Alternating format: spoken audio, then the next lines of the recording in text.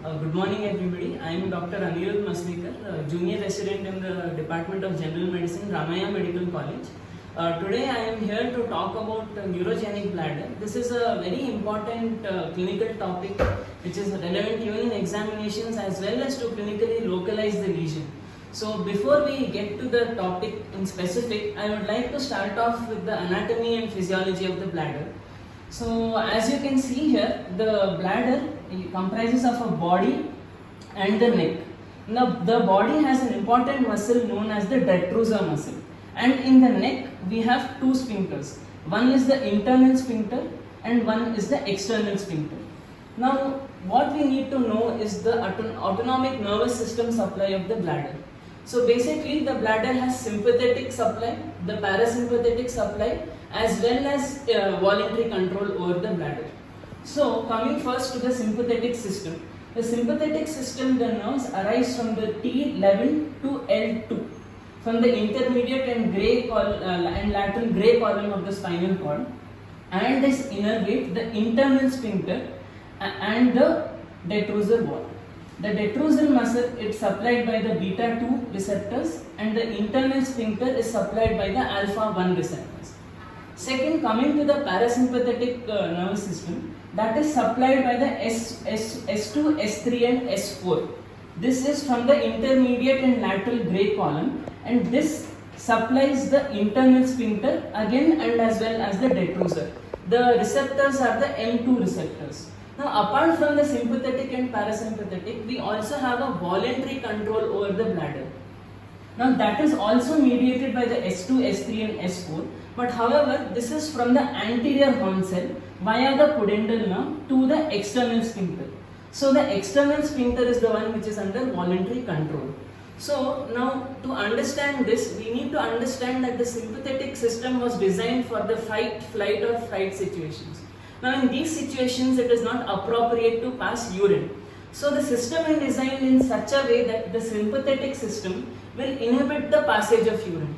This it will do by relaxation of the detrusor muscle and by the contraction of the internal sphincter via the alpha adrenergic receptors. Similarly, the parasympathetic system will make sure that we are able to pass urine. That is done by the contraction of the detrusor muscle and the relaxation of the alpha adrenergic receptors. Similarly, there is also a voluntary control via the pudendal nerves. Now, apart from this local level, there is a higher center which is involved in micturition. Now, the micturition center is the pons. The pons, it has the lateral and the medial surface. The medial surface is responsible for the evacuation of the bladder, and the lateral surface is responsible for the storage of urine.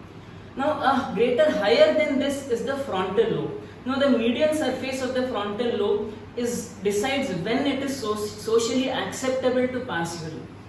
So, in socially inappropriate situations, the frontal lobe sends inhibitory signals to the pons and makes sure that we don't pass urine. So, this was in brief the anatomy and physiology of the bladder. Now, coming to the clinically significant bladders which we come across, there are basically three types of bladders which we will come across. One is the UMN bladder, also known as the automatic bladder. Second is the LMN type of bladder, known as the autonomous bladder. And third is the frontal bladder. So now I will be first starting off with the UMN bladder. Now to make it simple, just as in the other clinical examination, whenever we deal with a UMN syndrome, we know that there is hypertonia and hyperreflexia. So similarly, the bladder too functions in the similar way. So what happens, this bladder, normally what happens is we get the urge to evacuate only at 250 ml.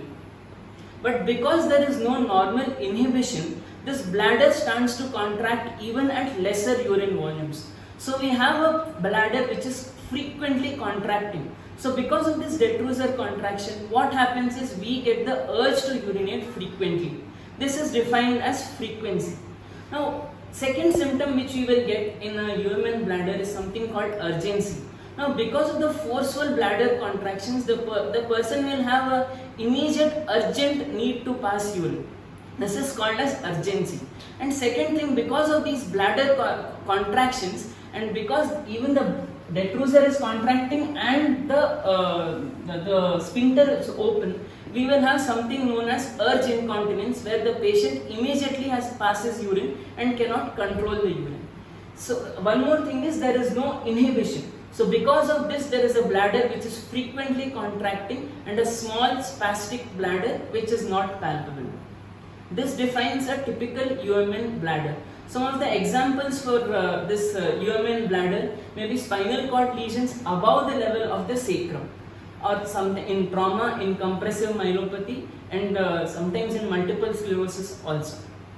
Now second, I will be coming to the frontal bladder.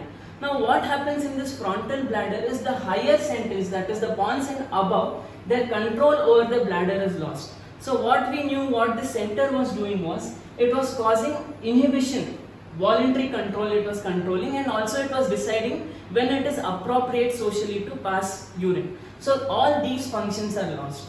So in these conditions, again the patient will have urgency, urge incontinence and frequency because of the loss of inhibition. Second, the patient will pass urine even in socially inappropriate conditions. Again, there will be no residual urine in these kind of bladders. And the example for this is in case of, again, multiple sclerosis, in say CVA affecting the frontal lobe tumors, parasagittal meningiomas, etc. Now the LMN bladder will be dealt by my colleague. Good morning everyone. I am Dr. Prashant Mali. I am General Medicine third year resident, and I will be continuing with the second part of the bladder innervation and the control and the causes for the LMN bladder. So as anatomy, it has been already explained, the sympathetic supply, parasympathetic supply and the voluntary control by the pudendal nerve. So when we tell LMN bladder, imagine like you can correlate with the LMN, any LMN lesion which we discussed for the nerve disorders. So in a LMN bladder, there will be damage to the parasympathetic nerve, that is the parasympathetic nerve is affected and even the pudendal nerve is affected. So whenever there is a damage to the parasympathetic nerve and the pudendal nerve, so there is no contraction of the bladder. So initially the bladder will be a smaller size. So if there is a loss of the parasympathetic supply, the bladder won't contract actively. So whenever the urine starts filling up, there is no sensation going from the bladder via the parasympathetic nerve. So efferent is affected, afferent is affected. So the bladder, whenever the volume fills up here, the bladder will become bigger in size. So this is hyporeflexic bladder. So this is also called as LMN bladder, where the bladder gets very bigger in size and there will be overflow incontinence. When the volume will increase more than 500 ml, there will be overflow incontinence. In these patients, we can palpate the bladder, and since the afferent is also lost, it will be a painless distension of the bladder. So similarly, the pudendal nerve is also affected. So there is loss of voluntary control. Along with this, there is also loss of the anal tone. There will also be fecal incontinence, and patient will also complain of the impotence. So coming to the causes of the LMN bladder. So if you look at the causes of the LMN bladder, at the spinal level, mainly the intramedullary lesions will affect the bladder first, and coming to next is the peripheral nerve. So any lesion, peripheral nerve affecting will cause LMN bladder, and lesions at the spinal cord are glioma, syringomyelia or any ependymoma, and the nerves affecting peripheral diseases affecting the peripheral nerve, that is diabetes mellitus, can also cause an LMN bladder. So this completes the both UMN and LMN lesions of the urinary bladder. Thank you.